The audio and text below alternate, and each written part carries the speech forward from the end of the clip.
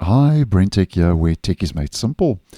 So just a quick video to let you know that if you are using Google Search, that Google is busy rolling out a new feature on Google Search that is adding a new option to display search results without any personalization. So if we do a quick Google search, and on the search results page, if we head down to the bottom, here you'll see try without personalization. Now here we can see that results are personalized by default. And what it means, because results are personalized, it means that Google uses information that it has about you to display results. And it also uses your past searches, activity on search results pages, interaction with ads, your location, and so on to personalize results. So toggling this feature off should remove all of that.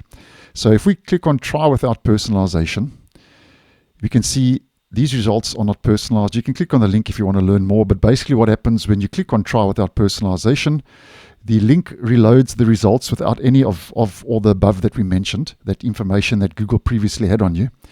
So you get information as if Google would know nothing about you.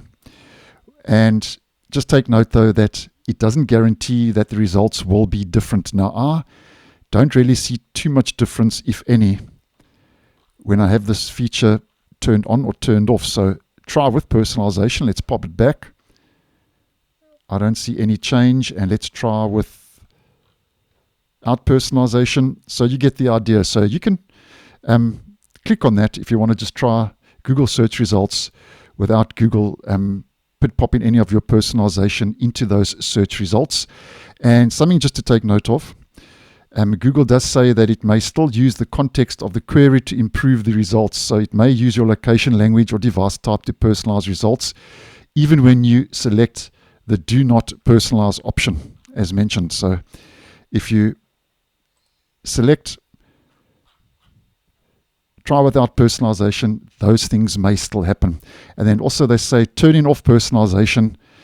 So if you try without personalization, they say it also disables the ability to find past searches in autocomplete according to Google. So just a couple of things to take note there. But there we go.